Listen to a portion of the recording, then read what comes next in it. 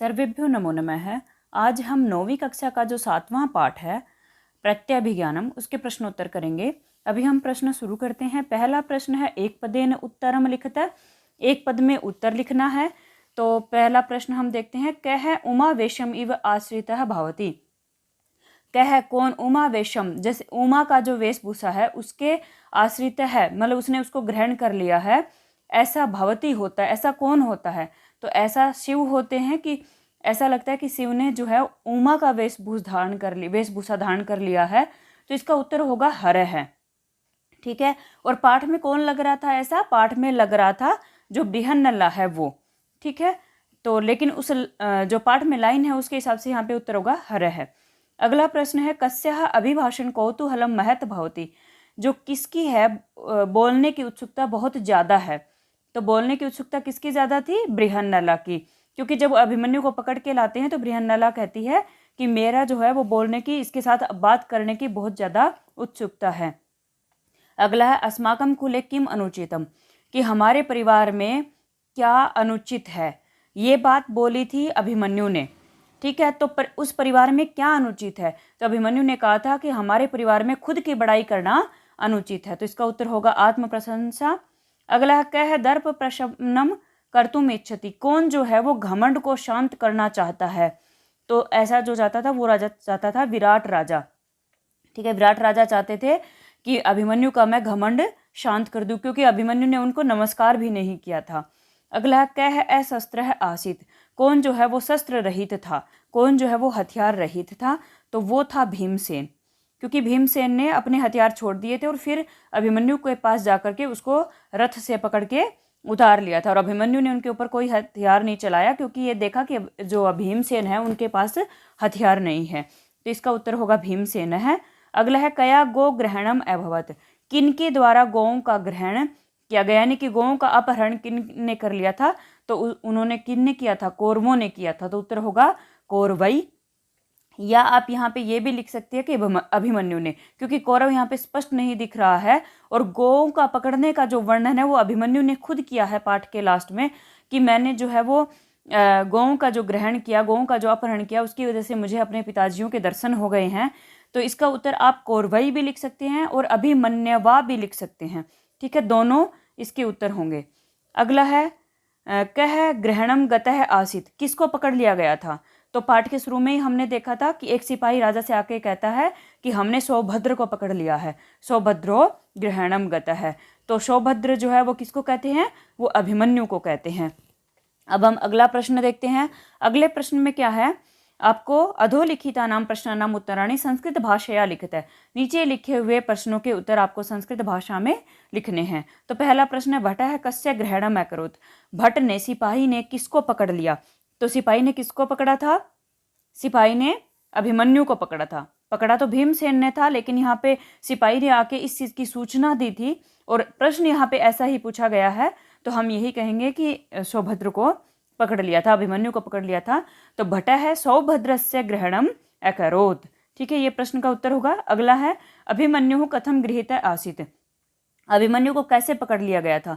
तो अभिमन्यु को ठग करके पकड़ा गया था, क्योंकि भीमसेन ने क्या किया? अपने हथियार रख दिए और जाकर के अभिमन्यु को पकड़ लिया। तो इसका जो उत्तर होगा, आप कथम की जगह पे लिखिए वंचयित्वा, और पूरी लाइन यूं की यूं आपका उत्तर सही होगा।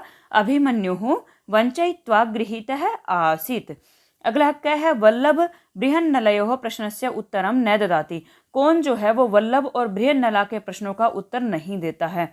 तो किसने नहीं दिया था? अभिमन्यु ने नहीं दिया था, क्योंकि जैसे वो प्रश्न पूछते हैं तो वो चिढ़ने लगता है।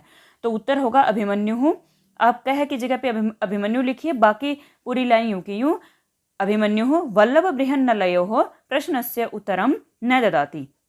आगे है, अभिमन्यु स्वग्रहणे किमर्थम आत्मानं वंचितम अनुभवति। यानी कि अभिमन्यु को जब पकड़ा गया, यानी कि खुद को पकड़ने में किस प्रकार से उन्होंने अपने आप को ठगा हुआ महसूस किया, कैसे महसूस किया था? तो आप इसका क्या करेंगे, किमर्थम की जगह पे जो मैं शब्द बोलूंगी वो लिखेंगे और पूरी लाइन आगे पीछे की सेम टू सेम रहेगी। अभिमन्यु स्वग्रहणे आत्मानं वंचितम अनुभवति। ठीक है। आप क्या लिखेंगे? अभिमन्यु स्वग्रहणे आत्मानं वंचितम अनुभवति। आगे लिखिए यतः। यतः मतलब क्योंकि। ठीक। किमर्थम की जगह पे नहीं लिखना, आप किमर्थम को काट ही दीजिए, फिर लाइन लिखिए और उसके बाद लिखिए यतः। क्योंकि क्यों महसूस किया? क्योंकि सह अशस्त्र गृहीतः, क्योंकि उसने वह जो है शस्त्र रहित होकर के पकड़ा गया था। ठीक है, क्योंकि स कौन है? भीमसेन है। भीमसेन ने क्या किया? अपने हथियार रख दिए और उनको पकड़ लिया। तो यतः सह अशस्त्रः गृहीतः। ठीक है, क्योंकि अशस्त्र होकर के उसको पकड़ लिया था। अगला है कस्मात् कारणात् अभिमन्यु गौ ग्रहणम सुखांतम मन्यते। किस कारण से अभिमन्यु जो है वो गौओं के अपहरण को सुखांत मानता है? तो हमने पाठ में हिंदी की रीति इसकी कि जब वो लास्ट में कहता है कि मुझे जो है अपने पिताजी के दर्शन हो गए, तो इस प्रकार गौओं का अपहरण करना तो मेरे लिए बहुत अच्छा हुआ। तो अभिमन्यु गो ग्रहणम सुखांतम मन्यते, सेम वही करेगा। आप ये लाइन लिखिए, उसके बाद लिखिए यतः। यतः मतलब क्योंकि अनेन एव तस्य पितरः दर्शितः, क्योंकि इसी से उसके पिताजी जो थे उनसे उनका मिलन हुआ। ठीक है, आगे प्रश्न है अधोलिखित वाक्येषु प्रकटित भावम चिनुत। नीचे लिखे हुए वाक्यों में आपको प्रकटित भाव चुनना है, यानी कि उस वाक्य में क्या भाव है। ठीक है, कि हैरानी है, कि डर है, कि जोश है, क्या है वो बताना है। तो पहला भोः को नु खलु एषः येन भुजैक नियंत्रितो बलाधिकेन अपि न पीड़ित अस्मि, कि ये कौन है जिसने मुझे एक भुजा से पकड़ रखा है फिर भी मुझे जोर लगा करके दुखी नहीं कर रहा है। ठीक है, तो ऐसा जो है इस वाक्य में क्या है? इस वाक्य में हैरानी है कि अभिमन्यु जब वो हैरान है कि उसको एक हाथ से पकड़ लिया फिर भी उसे दुख नहीं दिया। ठीक है, तो इसमें क्या है? इसमें हैरानी है। आप लिखेंगे विस्मय है। यहाँ पे जो कोष्ठक है, कोष्ठक में शब्द लिखे हुए हैं। जैसे पहली कोष्ठक में लिखा है विस्मयः, भयम और जिज्ञासा। इन तीनों में से आपको छांटना है। कोष्ठक में जो लिखे हुए हैं भाव आप उन्हीं में से छांटेंगे।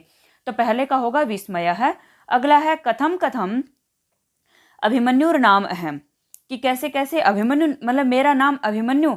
जब वो नाम बुलाते हैं तो कहता है कि आपकी हिम्मत कैसे हुई मेरा नाम लेने की। तो यहाँ पे क्या है? आत्म प्रशंसा है, स्वाभिमान है, कि दैन्यम है? खुद की मतलब खुद की बड़ाई है, खुद का स्वाभिमान है, मतलब अपने मन में खुद की इज्जत, और दैन्यम दीनता है। तो यहाँ पे क्या है? स्वाभिमान है। अभिमन्यु चाहता है कि कोई मेरा नाम ना ले। ठीक है, इस तरह से। तो इस वाक्य में क्या है? स्वाभिमान है। स्वाभिमान है को आप टिक करेंगे। आगे कथम माम पितृवद आक्रम्य स्त्रीगताम कथाम पृच्छसे, कि आप किस प्रकार से मुझे पिता के समान बुला करके स्त्री के विषय में पूछ रहे हो। तो इसमें क्या होता है? जब बृहन्नला पूछती है कि आपकी माता कैसी हैं, तो अभिमन्यु को गुस्सा आता है कि आपकी हिम्मत कैसे हुई कि मेरी माँ के बारे में पूछने की, तुम किसी दूसरी स्त्री के बारे में कैसे पूछ सकते हो। तो ऐसा सुन करके अभिमन्यु को गुस्सा आया था। तो कोष्टक में लिखे हैं लज्जा, क्रोध है और प्रसन्नता। तो क्या आया था अभिमन्यु को? अभिमन्यु को गुस्सा आया था, तो आप क्रोध है को टिक करेंगे। आगे है धनुस्तु दुर्बलै एव गृह्यते मम तु भुजौ एव प्रहरणम। इस वाक्य की हिंदी है कि धनुष तो दुर्बल लोग ही ग्रहण करते हैं, दुर्बल लोग ही रखते हैं, मेरी तो भुजाएं ही हथियार हैं। ऐसा जो है इस वाक्य में क्या है? और ये बोला किसने था? ये तो भीमसेन ने बोला था कि मेरी भुजाएं ही मेरा हथियार है। तो इसमें क्या है? यहाँ पे लिखा है अंधविश्वास है, शौर्यम और उत्साह है। तो यहाँ पे होगा शौर्यम। शौर्यम मतलब वीरता का भाव है इसमें, कि मेरी भुजाएं ही मेरा हथियार है।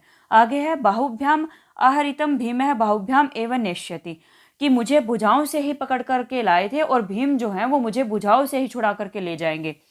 ऐसा जो है वो किसने कहा था? ऐसा अभिमन्यु ने कहा था। तो आपको कोष्टक में 3 भाव दिए हैं, आत्मविश्वास है, निराशा है, या वाक संयम है। आत्मविश्वास मतलब खुद को विश्वास है ऐसा कि होगा, निराशा मतलब निराशा का भाव, और वाक संयम मतलब वाणी पे संयम है, मतलब सोच विचार के बोलना।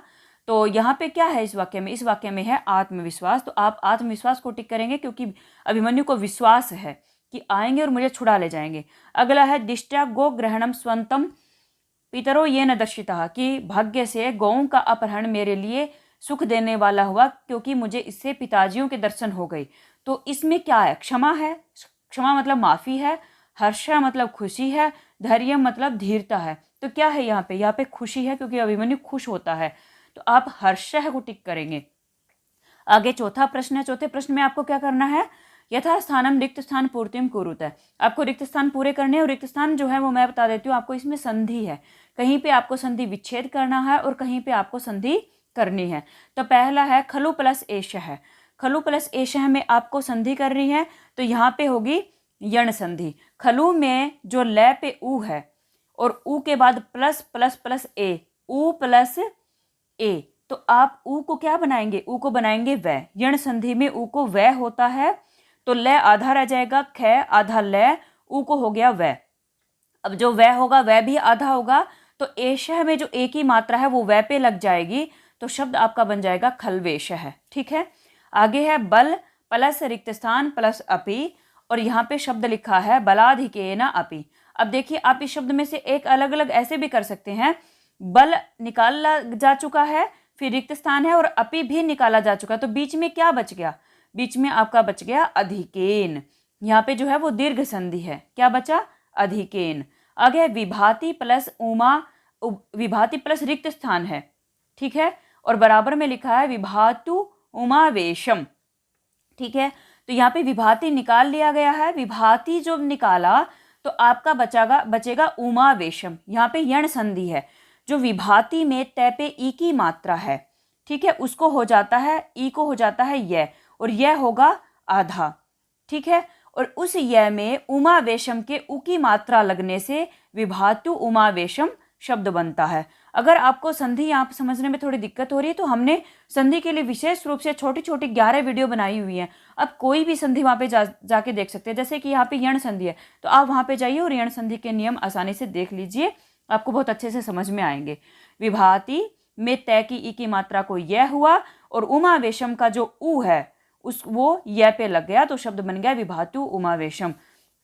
आगे है रिक्त स्थान और एनम, फिर लिखा है वाचालयति वाचालयत्व वेनम। ठीक है, ये लिखा है, तो यहाँ पे क्या होगा, एनम को निकाल दिया गया है, यहाँ पे शब्द जो बचेगा वो बनेगा वाचालयतु। क्या बनेगा, वाचालयतु। अब वाचालयतु में जो तू है लास्ट में, तू पे है उ, तू पे क्या है, उ है, और उ को क्या होगा, उ को हो जाएगा वै, और वै होगा आधा। वै आधा होने के बाद जो एनम की ए की मात्रा है वो वै पे लग जाती है, तो बन जाता है वेनम। और जब तय में वाचालयतु में तू में जो उ की मात्रा थी, उ को वै हुआ, तो तय पे कोई मात्रा नहीं रही, तय आधा हो गया, यहाँ पे भी यण संधि है। ठीक है, अगला शब्द है रुष्यति, फिर है क्या है, रुष्यति प्लस रिक्त स्थान है, और आगे शब्द लिखा है रुष्यतु रुष्यतिव एष। तो आप क्या बनाएंगे, इसमें रुष्यति लिखा हुआ है, रुष्यतेश लिखा है आगे बराबर में, रुष्यति अलग कर दिया, तो आपका क्या बचा, यहाँ पे आपका एश बचा। यहाँ पे भी कौन सी संधि है, यहाँ पे भी आपकी यण संधि है। ठीक है, क्योंकि रुष्यति में तय पे जो ई की मात्रा, ई को होगा य, यण संधि में ई को य होता है, उ को वै होता है, री को रह होता है, तो रुष्यति में तय पे जो ई की मात्रा उसको य हो गया, तय रह गया आधा, और जो य बना उस य पे लग गई ए की मात्रा। ठीक है, तो आपका शब्द बना रुष्यतेश। अगला है त्वमेव प्लस एनम। ठीक है, यहाँ पे कौन सी संधि है, यहाँ पे है वृद्धि संधि, क्योंकि त्वमेव में जो वै है, वै में आप जब वर्ण विच्छेद करते हैं तो वै में है ए, और ए प्लस एनम का ए, प्लस के बाद क्या है एनम, और एनम का जो ए है, तो जब ए या आ के बाद ए आता है तो उसको ऐ हो जाता है, ऐ का मतलब ए की दो मात्रा। ठीक है, तो ऐ हो जाता है, तो यहाँ पे शब्द संधि बनेगी त्वमेवैनम। ठीक है, यहाँ पे वृद्धि संधि है। अगला है यातु प्लस रिक्त स्थान, और लिखा है यात्वीति। ये यण संधि इस प्रश्न में बहुत ज्यादा आई है। यण संधि की आप वीडियो देखिए, आपको बहुत अच्छे से समझ में आएगी। वैसे मैं भरपूर कोशिश कर रही हूँ कि आप यहीं पे आपको समझ में आ जाए। यातु प्लस रिक्त स्थान, फिर है यात्वीति। अब यातु अलग करके लिख दिया गया है, तो यहाँ पे क्या बचा, इति, यातु प्लस इति आएगा। अब ये बना कैसे, यातु में जो तय पे उ की मात्रा है, उ को होगा वै, हम पहले भी बता चुके, उ को होता है वै, उ को वै होते ही तय रह जाएगा आधा, उ को वै बना, तय रह गया आधा, वै आधा है, और उस वै पे ई की मात्रा लग गई, तो शब्द बन गया, इति की जो ई की मात्रा लगी तो शब्द बना वी, तो बन गया यात्वीति। आगे है रिक्त स्थान प्लस इति, और फिर लिखा है धनंजयायति। ठीक है, अब यहाँ पे क्या है, यहाँ पे गुण संधि है, तो इति छांट लिया गया है, तो शब्द आपका क्या बच गया, इति छांटने के बाद आपका बचा धनंजयाय। अब जब धनंजयाय आपने छांटा, मैं आपको बता देती हूँ, धनंजयाय में यह जो है, यह में क्या है, यह में है ए, और प्लस इति का ई, जब ए के बाद ई आता है तो उसको हो जाता है ए। तो इसलिए यह पे एक ही मात्रा लगी है, धनंजयायेति। ठीक है, आगे हम देखते हैं अधोलिखितानि वचनानि कह कम प्रति कथयति। नीचे लिखे हुए वचन कौन किसको कहता है ये आपको बताना है। जैसे कि एक लाइन में वाक्य लिखा है, फिर लिखा है कह कौन कहता है, आगे लिखा है कम किसको कहता है। ठीक है, तो पहला वाक्य जैसे कि उदाहरण दिया गया है, आर्य, हे आर्य अभिभाषण कौतूहलम में महत, बोलने की बहुत अधिक उत्सुकता है मेरी। ऐसा कौन कहता है? ऐसा बृहन्नला ने कहा था। किसको कहा था? भीमसेनम, भीमसेन को कहा था जब अभिमन्यु को पकड़ के लाते हैं। आगे है कथम इदानीम सावज्ञम इव माम हस्ते, किस प्रकार से मुझे किस प्रकार हंसी उड़ाते हुए मेरे ऊपर हंस रहे हो। तो ये किसने कहा था? ये अभिमन्यु ने कहा था। तो कह के सामने लिखेंगे हम अभिमन्यु हूं। और किसको कहा था? आगे है असस्त्रेण इत्य अभिधीयताम, कि बिना हथियार के ऐसा कहिए। ठीक है, बिना हथियार के ऐसा कहिए। तो इस प्रकार से ये वाक्य जो है वो किसने बोला था? ये वाक्य अभिमन्यु ने बोला था। और किसको बोला था? भीमसेन को बोला था, क्योंकि भीमसेन उसे बिना हथियार के हो जाते हैं तो वो उस पर आक्रमण नहीं करता अभिमन्यु, और भीमसेन उसको पकड़ के ले आते हैं। तो इस प्रकार से ये किसने कहा? अभिमन्यु ने कहा। और किसको कहा? भीमसेन को कहा। जो कै है, कै जो है कि किसके मतलब किसके ऊपर क्यों इस प्रकार से हंस रहे हो, ये बोला किसने? अभिमन्यु ने। किसको बोला? हमने बोला कि बृहन्नला को बोला। बृहन्नला और भीमसेन दोनों को बोला ये, क्योंकि दोनों आपस में देख करके हंस रहे थे। तो आप अकेला बृहन्नला भी लिख देंगे, कोई दिक्कत नहीं, आप दोनों लिख दिए, बृहन्नलाम अभिसेनम च भीमसेनम च। ठीक है, आगे है असस्त्रेण इति अभिधीयताम, हमने कर लिया। उसके बाद है पूज्यतमस्य क्रियताम पूजा, कि जो सबसे ज्यादा पूजनीय है उसकी पूजा कीजिए। ऐसा किसने कहा था? ये कहा था उत्तर ने। कब कहा? कि जब युद्ध जीतने के बाद आते हैं और उत्तर को कहा जाता है कि आप सबकी पूजा कीजिए जिन्होंने युद्ध में विजय दिलाई। तो जब उत्तर जो है वो सारा काम करके अपने पिताजी के पास आते तो राजा पूछते हैं कि क्या तुमने सबकी पूजा कर ली जिन्होंने युद्ध किया? तो उत्तर कहते हैं सबकी कर ली, लेकिन जो सबसे ज्यादा पूजनीय है अब उसकी पूजा कीजिए। तो अब ये उत्तर ने किसको कहा? उत्तर ने कहा राजा को। तो आप यहाँ पे लिखेंगे कह के सामने उत्तर है, और किसको कहा? कम प्रति लिखेंगे राजानम। आगे है पुत्र को अयम मध्यमो नाम, कि हे बेटे ये जो है वो मध्यम नाम से कौन है, मंझला नाम ये कौन है? तो ये किसने कहा था? ये राजा ने कहा, लेकिन पाठ में वहां पे भगवान लिखा हुआ है। तो किसने कहा? कह के सामने लिखिए भगवान। और किसको कहा? अभिमन्यु को कहा। तो कम प्रति में लिखेंगे अभिमन्यु। फिर है शांतम पापम धनुष तो दुर्बल ही एवं गृह्यते, शांत हो जाइए, धनुष तो दुर्बल ही ग्रहण करते हैं, दुर्बल ही लेकर चलते हैं। ऐसा किसने कहा था? ऐसा भीमसेन ने कहा था और अभिमन्यु को कहा था। तो कह के सामने लिखेंगे भीमसेन है, और कम प्रति में लिखेंगे अभिमन्यु। किसको कहा? अभिमन्यु। ठीक है, अब आगे हम छठा प्रश्न देखते हैं। इसमें क्या करना आपको? अधोलिखितानि स्थूलानि सर्वनाम पदानि कस्मै प्रयुक्तानि, कि नीचे लिखे हुए मोटे अक्षर जो है सर्वनाम जो शब्द हैं वो किसके लिए प्रयोग हुए हैं। तो पहला जैसे कि वाचालयतु एनम आर्य है, कि हे आर्य इसको बुलाइए, यानी कि अभिमन्यु जब बोलता नहीं है तो इसको बुलाइए। एनम जो है वो किसके लिए आया है? इसको किसके लिए आया? अभिमन्यु के लिए आया। तो आप यहाँ पे लिखेंगे अभिमन्यवे, कि ये अभिमन्यु के लिए आया है। कस्मै प्रयुक्तानि, कस्मै चतुर्थी विभक्ति का है।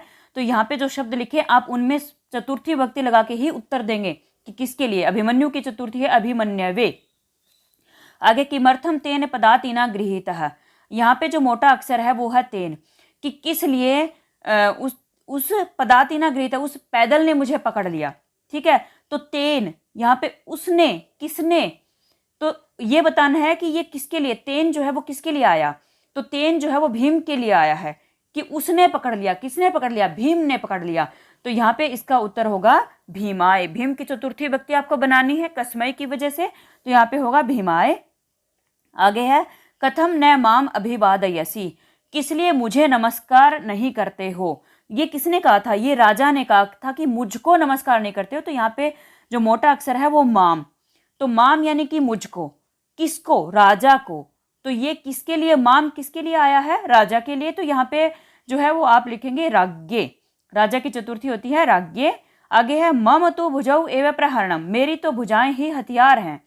तो यहाँ पे जो मम है वो किसके लिए आया है? कि मेरी तो भुजाएं हथियार है। मेरी ऐसा कौन बोलता है? ऐसा भीमसेन बोलते हैं। तो ये जो मम है वो किसके लिए आया है? भीमसेन के लिए आया है। तो इसके सामने आप लिखेंगे भीमसेनाय। आगे अपूर्व इव अत्र ते हर्षो ब्रूहि केन विस्मिता असि, कि तुम्हारी जो खुशी है वो अद्भुत ही है, बताइए ऐसी हैरानी आपको किससे हुई? तो यहाँ पे जो है वो मोटा अक्षर है ते मतलब तुम्हारा, कि तुम्हारी जो खुशी है वो, तो किसकी खुशी है यहाँ पे? यहाँ पे खुशी है सिपाही की, क्योंकि सिपाही सबसे पहले राजा के पास आता है तो राजा पूछता है इतने खुश क्यों हो? तो ते यहाँ पे जो है वो किसके लिए आया है? ये सिपाही के लिए आया है। तो आप इसके उत्तर में लिखेंगे भटाय। ठीक है, इस प्रकार हमने छठा प्रश्न किया। अब हम सातवां प्रश्न देखते हैं। इस प्रश्न में आपको क्या करना है? इस प्रश्न में आपको अन्वय दिया गया है, यानी कि जो श्लोक थे आपके उन श्लोकों का यहाँ पे अन्वय है, और पूरा का पूरा अन्वय लिख दिया है। दो दो या तीन तीन ऐसे रिक्त स्थान यहाँ पे दिए हैं और आपको वो रिक्त स्थान यहाँ पे पूरे करने हैं, यानी कि श्लोक को समझ करके। जैसे कि पहला है पार्थम पितरम मातुलम, फिर है रिक्त स्थान च उद्दिश्य कृत अस्त्र तरुणस्य रिक्त स्थान युक्त है, कि जो पार्थम पितरम अर्जुन जो है वो पिता है, और मामा फिर रिक्त स्थान, मामा के सामने रिक्त स्थान है, उसको मतलब उसके तुम हो, मतलब तुम्हारे पिता जो है वो अर्जुन है, मामा फिर रिक्त स्थान आपको बताना मामा कौन है, और ऐसे तुम नवयुवक हो, युद्ध में तुम निपुण हो, फिर भी रिक्त स्थान युक्त है, क्या तुम्हें ठीक है क्या? तो इस श्लोक में जो है वो क्या आया था कि अर्जुन पिता है और मामा कौन है? मामा कृष्ण है। तो मातुलम के बाद जो रिक्त स्थान है उसमें आएगा जनार्दनम, उसके बाद जो आखिरी रिक्त स्थान है उसमें आएगा युद्ध पराजय है, कि ये सब होने के बावजूद ही क्या तुम्हें युद्ध में हार जाना उचित है? आगे है कंठश्लिष्टेन, फिर है रिक्त स्थान जरासंधम योग त्रयित्वा, कि कंठश्लिष्टेन कंठ अवरोध कर करके, जरासंधम जरासंध को योग त्रयित्वा बांध करके, क्या कैसे बांधा था? जरासंध को भुजाओं से बांधा था। तो पहले में आएगा बाहुना भुजाओं से, तत् असंयम वह असाध्य, असंयम मतलब असाध्य रिक्त स्थान कृत्वा करके, क्या असाध्य क्या किया था? असाध्य काम किया था। तो इसमें आएगा कर्म कृत्वा कृष्ण है एतद अर्हताम नीत है, ठीक, कृष्ण का जो नहीं होने लायक काम था कृष्ण के लिए वो काम कर दिया, कृष्ण उस काम के योग्य थे। तो पहले में क्या आएगा? भावना, कि भीम ने भुजाओं से जरासंध को पकड़ा और फिर उसको असंयम कर्म असाध्य काम किया। आगे रुष्यताम रिक्त स्थान रमे ते क्षेपेण न रुष्यामि, रुष्यता भवता रमे। ये श्लोक जो था इसमें क्या होता है? राजा कहता है कि जब तुम नाराज होते हो तो मुझे खुशी होती है, और तुम जब कुछ भी कहते हो तो मैं नाराज नहीं होता हूँ, ऐसा राजा कहते हैं। कि रुष्यता भवता रमे, भवता मतलब आपके, कि आपके नाराज होने पर मैं खुश होता हूँ। तो इस पहले रिक्त स्थान में आएगा भवता, फिर ते क्षेपेण रुष्यामि, और जब तुम आरोप लगाते हो, तुम निंदा वचन बोलते हो तो मैं नाराज नहीं होता हूँ। किम, फिर है रिक्त स्थान अहम न अपराध है, किम क्या उक्तवा, बताइए अहम न अपराध, कि ये मेरा अपराध नहीं होगा। कथम तिष्ठति यातु इति, अगर मैं आपको यहाँ ये कहूँ कि ठहरो या चले जाओ, क्या ये मेरा अपराध नहीं होगा? तो दूसरे में आएगा उक्तवा। फिर अगला है पादयो हो निग्रह उचित है समुदाचार है, कि पैरों के लिए निग्रह उचित है, यानी कि अगर किसी को कैद कर लिया जाए उसके लिए जो सही समुदाचार है शिष्टाचार है, अगर यानी कि कैद करने के बाद क्या क्या किया जाता है? पैरों को क्या करेंगे? बांधने को ये कह रहा है। तो यहाँ पे जो पहला रिक्त स्थान आएगा उसमें आएगा क्रियताम, कि जो कैदी होता है उसके लिए पैरों के लिए क्या किया जाता है? पैरों को बांध दिया जाता है। तो पहले में आएगा क्रियताम बाहुभ्याम आहरितम, भुजाओं के द्वारा पकड़े गए, रिक्त स्थान बाहुभ्याम एवं नेष्यति, भुजाओं से ही लिया जाऊंगा। तो यहाँ पे कौन लेके जाएगा? भीम है, भीम है बाहुभ्याम एवं नेष्यति, दूसरे रिक्त स्थान में आएगा भीम, कि मुझे भीम ही भुजाओं से पकड़ करके ले जाएंगे, छुड़ा करके ले जाएंगे। ठीक है, तो दूसरे में आएगा भीम है। फिर अगला प्रश्न देखते हैं। अगले प्रश्न में आपको क्या करना है? अधोलिखितेभ्यः पदेभ्यः उपसर्गान विचित्य लिखत है, नीचे लिखे हुए पदों में आपको उपसर्ग चुन करके लिखना है। ठीक है, तो जैसे कि एक लाइन में आपको पदानी दिए हैं, दूसरे में आपको उपसर्ग छांट करके लिखना है। यथा जैसे कि उदाहरण दिया गया है आपको, क्या है? आसाध्य, आसाध्य में आपको उपसर्ग बताना है। तो आसाध्य में उपसर्ग है आ। उपसर्ग क्या होता है? जो शुरू में लगता है, और उपसर्ग लगने से शब्द का अर्थ या तो बढ़ जाता है या घट जाता है, यानी कि शब्द में कहीं कहीं तो बिल्कुल ही परिवर्तन हो जाएगा और कहीं थोड़ा परिवर्तन होता है, उसका अर्थ बढ़ जाता है। ठीक है, जैसे आगे है अवतारित है, अवतारित है मतलब अवतारित हुआ। तो इसमें जो है वो कौन सा उपसर्ग है? इसमें उपसर्ग है अव। अगला है विभाति, मतलब सुशोभित होता है, विभाति में उपसर्ग है वि। अगला है अभिभाषय, अभिभाषय में उपसर्ग है अभि। उसके बाद है उद्भूताः, उद्भूताः में उपसर्ग है उत। उसके बाद है प्रहरन्ति में उपसर्ग है प्र। फिर है उपसर्पतु में उपसर्ग उप। परिरक्षिताः में उपसर्ग है परि और प्रणमति में उपसर्ग है प्र। इस प्रकार हमने ये जो 9वीं कक्षा का 7वां पाठ था प्रत्यभिज्ञानम, इसके प्रश्नोत्तर किए। अगर आपको हमारी वीडियो पसंद आए तो लाइक, शेयर और सब्सक्राइब कीजिए और इससे संबंधित जो भी सुझाव हैं वो आप हमारे कमेंट बॉक्स में लिख सकते हैं। धन्यवाद।